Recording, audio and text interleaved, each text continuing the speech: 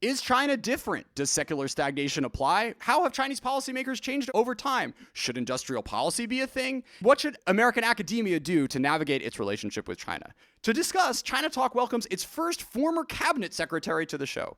Larry Summers is a professor at Harvard, previously served as Clinton's Secretary of the Treasury and Obama's National Economic Director.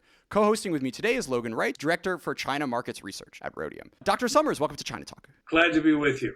Is there a historical bureaucracy you'd really like to be like a fly on the wall for or have worked in? Like to have seen what it was like when the Marshall Plan was being conceived and implemented, because I think that was the most profound success of economic foreign policy that the world has ever seen. I'd have liked to have been a fly in the wall in the early years of Chinese economic reform planning after Deng Xiaoping took effective power in 1979.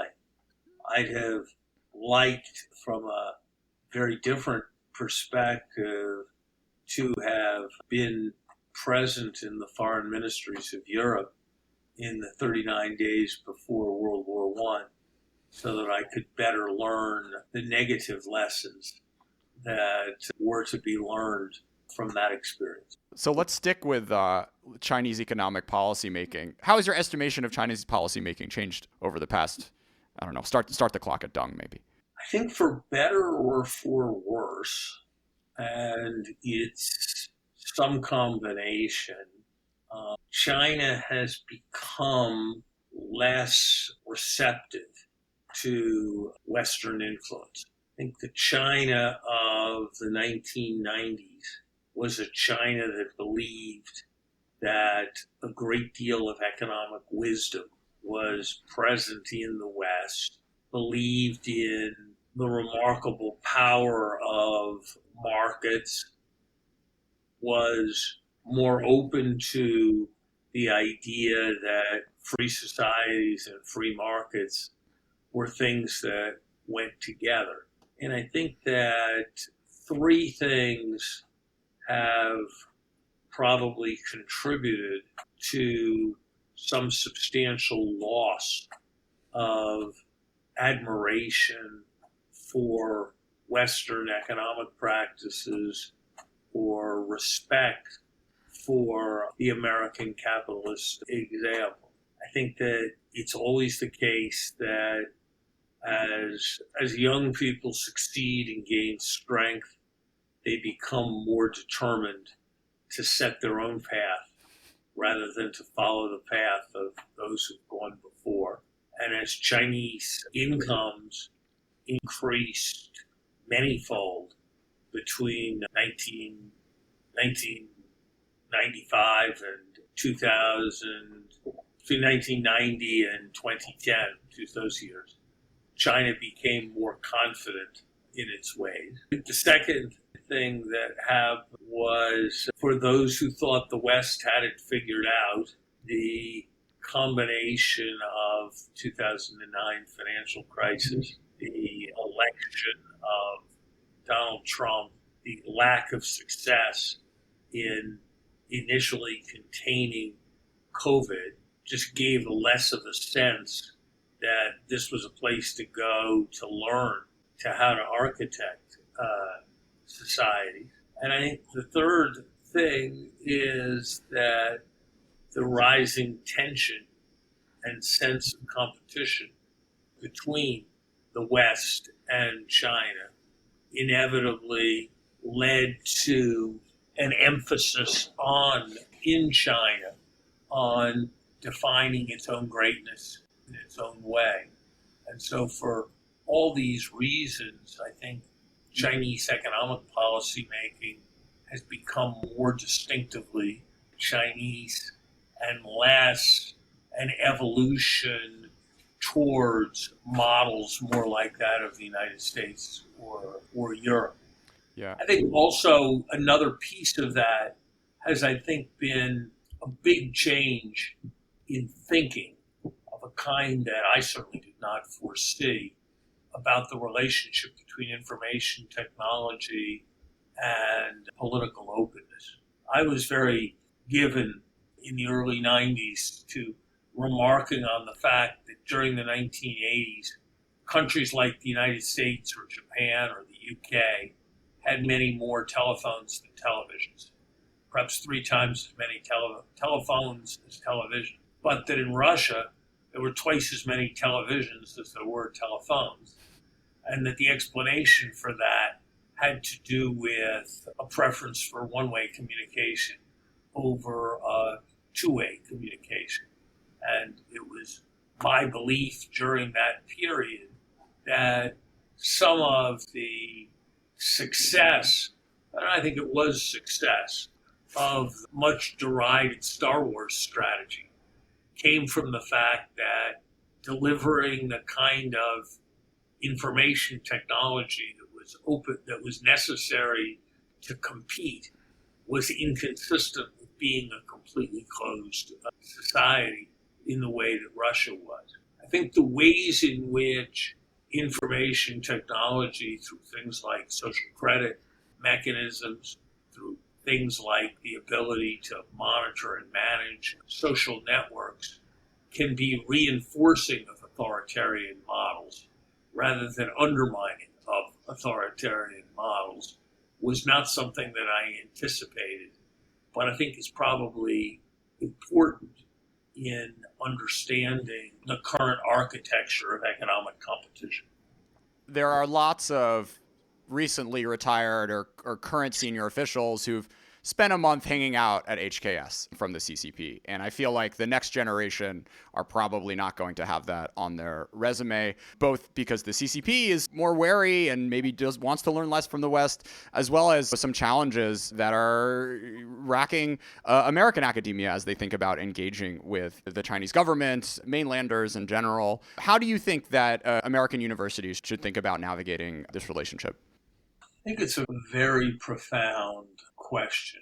In general, it was my view during the time I was president of Harvard that American universities did need to remember that they were, in a sense, institutional citizens of the United States. I was appalled by Harvard's policy, for example, on ROTC. I yield to no one in the strength of my conviction in gay marriage, but I did not think it was appropriate for Harvard to refuse to be part of ROTC because it didn't like the policies of our elected officials in that realm. I was sympathetic to the idea that under certain circumstances, law enforcement, to prevent terrorist incidents with appropriate search warrants, could need to have access to academic records where many others were not. So I think it is reasonable to ask of American universities a concern with American interests. At the same time, I think we need to be very careful about the ways in which we limit interchange and interconnection. 2 stories about American universities and former Soviet Union have always stayed with me. One is that there was a man named Alexander Yakovlev. He functioned as Gorbachev's ideological advisor, and it is widely believed, although I can't really know, that he was the progenitor of the terms perestroika and glasnost. And when he was asked, where did this all come from? Where did you, a longtime party apparatchik, come forward with these concepts? He referred to the year he had spent in the late 1950s in the Columbia University Political Science Department and all that he had seen in the United States and how that had affected his thinking. And I thought to myself that whatever program paid for that, it worth more than Star Wars. A large amount of money and still been a worthwhile investment. The other story, which is closer to home for me, was some years ago, probably a decade, maybe, no, actually probably more than that. probably almost 20 years ago now, there was a Russian submarine that was sitting on the ocean floor that needed to be rescued, and which all aboard were going to perish unless it was rescued. And it was rescued. And the reason it was rescued was that Russian admirals who had attended a program bringing together naval officers from the U.S. and Soviet Union at the Kennedy School knew each other and had the personal rapport and the personal connection that enabled them to be in touch with each other and to make that rescue possible and increase, at least for a time, the extent of goodwill between countries. So I think it is appropriate, and I've certainly heard stories of influence activities by Chinese authorities in American universities that it seems to me we can't tolerate and need to be very attentive to. But I think we would make a serious mistake of the national interest if we were to seek to avoid American universities engaging with Chinese students and Chinese scholars. But I think it's entirely right that questions be asked, and I think when universities say that the idea of export controls is something that should be applied to companies, not to universities, as a matter of absolute principle, I don't actually think that's probably a tenable position. So I think there's scope for a lot of thinking within the American Academy about these questions. How did I get Larry Summers to come on ChinaTalk? Well, he's a fan of the newsletter. If he likes it, I got a feeling you would as well. Please consider subscribing for free at chinatalk.substack.com. And if you're interested in supporting ChinaTalk financially, please consider signing up for a recurring donation at glow.fm/ChinaTalk. Now back to the show. Obviously, we're aware you've been heavily involved in the debate over U.S. economic conditions, but we wanted to ask your thoughts about how those theories apply to China's economy as well. Can we start with secular stagnation? How does the secular stagnation argument apply, in your view, to China's economy? Is it different from conditions in developed economies, or are fundamentally the same forces at work? I think it's odd to apply the concept of secular stagnation in the form that I have talked about it to an economy that's grown more rapidly than almost any other economy in the world. On the other hand, I think the issues pointed up by the secular stagnation theory are very relevant to China. What secular stagnation directs attention to is the question of how an economy absorbs saving. And in the American context, in the industrial world context, secular stagnation is basically a concern that private saving is excessive relative to the demand for private investment, even at very low interest rates. And as a consequence, you have very low interest rates, you have shortfalls in demand, you have a tendency to asset bubbles because those savings flow into existing assets. The way that has manifested itself in China over time, which has an extraordinary savings rate, is pressure to absorb all of that saving. And that pressure to absorb saving as a central economic problem, which is what defines secular stagnation, has, I think, defined two aspects of the Chinese experience over time. It has defined the enormous emphasis on public investment and infrastructure investment. It's basically the avoidance of secular stagnation that explains why in 4 years in the decade of the teens, China laid more concrete than the United States did in the entirety of the 20th century.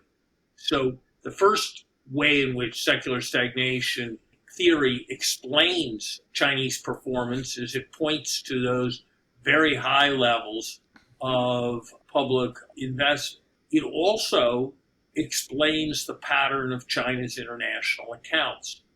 one might normally expect that a country that had tremendous growth prospects, that was industrializing extremely rapidly, that was seeing vast labor exit from rural agriculture, would be a country that would be importing capital on a substantial scale.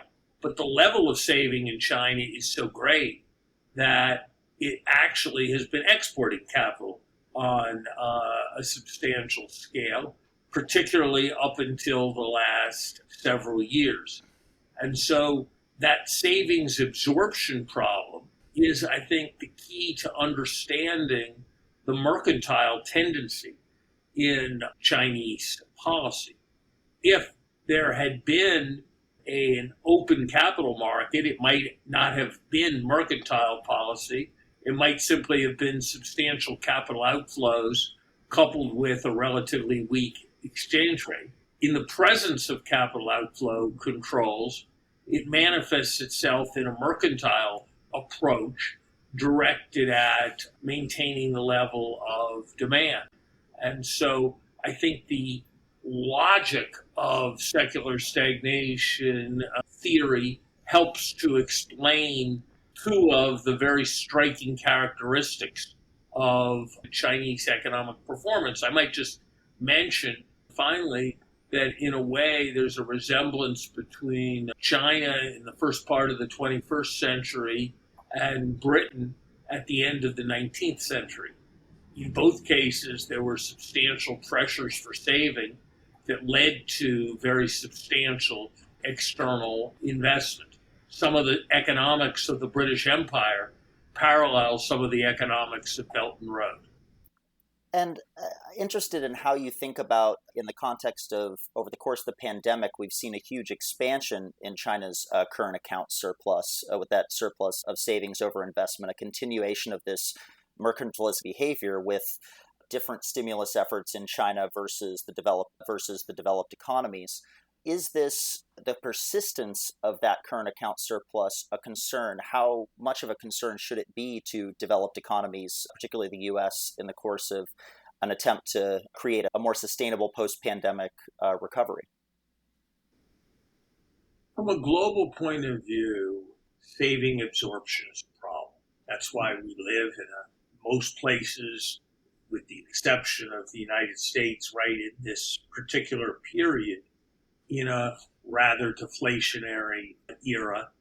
That's why the world economy is currently defined by extraordinarily low real interest rates. From that point of view, the decision of China to focus less on the promotion of domestic demand and more on the promotion of exports, to not take bold and dramatic steps to lift the share of consumption in GDP is, I think, problematic, to the extent that one believes that the liquidity trap, the zero lower bound, an extremely low neutral real interest rate, all of these are different words for a similar phenomena involving an excess of saving.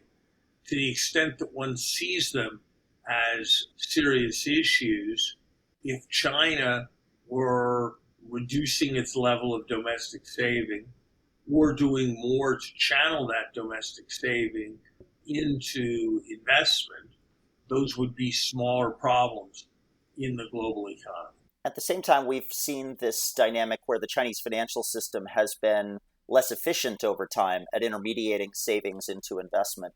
So it's seemingly, we could see different sorts of concerns. On the one hand, you have a financial system that's expanded very fast relative to the size of its economy overall, which could lead to financial spillovers if credit growth continued at that pace.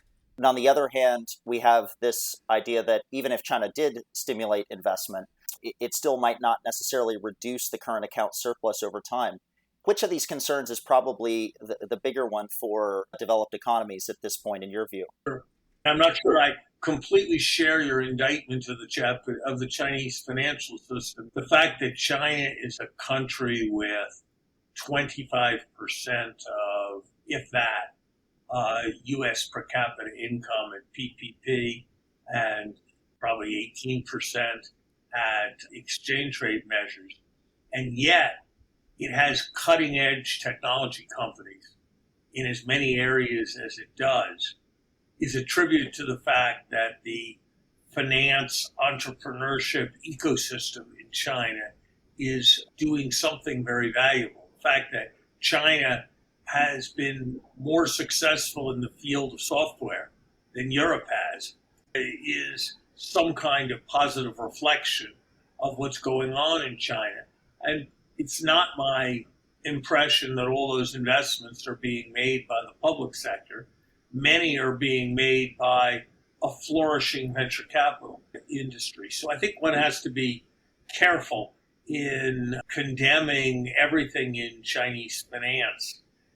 As I do think that it's probably the case that there are many continuing instances of financial repression in China, and that does lead to a fair amount of investment channeled into relatively efficient uses that may catch up with China at some point. That's one of the suspicions I have as to how the mean reversion that I've worried about with respect to China earlier will manifest itself. I wanted to ask you about the paper you wrote on mean reversion about 8 years ago with Lant Pritchett. What we found interesting was the argument that continuity of growth should not really be the prevailing assumption. The more dominant characteristic in history was this reversion to the global mean growth rate. And in that context, are there still good arguments in your view why China's growth should deviate from the global mean growth rate? I suspect that a fair-minded Chinese observer could legitimately have a bit of an I told you so moment with respect to what we wrote, that Chinese growth has reverted towards a global mean less rapidly than we had supposed might be the case. I think we were always careful to frame our analysis as a statistical tendency rather than as an iron law. And I think the rather disappointing performance of India in the last few years, which was something we also predicted, means that as predictors, the relationships that Pritchett and I applauded maybe look a bit. Look, I think it's always been very hard to know about Chinese growth. It's clear that there is enormous technological capacity, enormous entrepreneurial potential, enormous capacity for hard work in China. It's also clear that there are substantial demographic headwinds, that there are substantial environmental headwinds, that there are substantial issues of political economy. On the one hand, maintenance of loyalty to the Communist Party is seen as essential, and the selective dispensation of favors is the best known way that mankind has to maintain loyalty, whether it's Tammany Hall in turn of the century New York, or whether it's the Chinese Communist Party. On the other hand, corruption, which is very much like the selective dispensation of favors, is inimical to legitimacy, and the eradication of corruption was a very focal part of the early years of Premier Xi's rule. So I think it's very difficult to know. My own suspicion is that while it is hard to call the timing with precision, and while it may not apply to every sector, in the same way that the Kennedy era's fears about Russia surpassing us looked silly, and in the same way that the profound alarm around the time of the Bush-Clinton transition that the Cold War was over and Japan had won looks foolish today. I think that some of the more overheated views of China as an economic threat to the United States and some of the more dramatic projections of continued extraordinarily rapid Chinese growth look excessive. So, is that take a financial crisis for the world to recorrect its assumptions about the future Chinese trajectory? What happens once the world realizes we're not in a sort of Japan 1980 scenario? I'm not sure what the answer to that is. I can imagine scenarios that have the character of changed assessments of the Soviet Union, where there was no discontinuous event, but there was gradual decay coupled with, there was exaggeration of initial success, followed by decay of performance, followed by belated recognition, and there was no dramatic moment. Even in the case of Japan, there was the bursting of the Japanese bubble let's go back. In the case of Japan, people felt that the most bubbly market was Japan. The prevailing position that people who played in markets had was short Japan, long the rest of the world. The 1987 crash happened, and Japan was more insulated from the crash than other countries. Its markets recovered more rapidly than other countries. But 2 years later, 2 years later, the Japanese bubble burst. That was not just a financial event, but was a sign of a kind of profound change in growth, in prospects of Japan. Took years to be fully recognized. The Nikkei peaked in late 1989. The early Clinton administration at the beginning of 1993 was in high alarm about Japan and took it just about as a given that the Japanese productivity growth rate would significantly exceed the American productivity growth rate. I think these things are likely to take time, and I would not expect some kind of seismic collapse in China that shook the world. I would expect that historians will look back and will find the current view of Chinese economic prospects to have been overly benign in important respects. But let me say, that's my best guess, but it's not a view I hold with anything like complete confidence. And the degree of Chinese strength, variety of cutting edge technologies in particular, gives me some pause in making these judgments. Let's close with a round of overrated, underrated. State-owned enterprises. Underrated in many cases. Why so? Some of them are actually state-of-the-art, successful, entrepreneurial in funding venture capital, and there's a tendency to see them in a bit overly ideological terms in the West. America pursuing industrial policy in the 2020s. Currently excessively in fashion. We're not going to be able to do it very well in many cases. The objectives are unattainable. Trying to raise in a large-scale way the fraction of American workers who work doing production work in manufacturing is futile for the same fundamental reason that trying to raise the fraction of people who work on farms is futile. There's tremendous productivity increase coupled with relatively inelastic demand. Using China as your main way to politically drive domestic regulation. Overrated. Declaring enmities can too easily become a self-fulfilling prophecy. I'm comfortable with advocacy that suggests that we're very much engaged in a global struggle where the power of our example is going to be essential, but where it is suggested that we need to pursue certain kinds of domestic policies in order to confront an adversary, I worry about the internationally polarizing consequences of that approach. Wolf warrior diplomacy. I think it's a grave problem. I think that for those of us who believe that the major problems of the 21st century are issues like climate change, I believe of equal significance, global health and pandemic risk.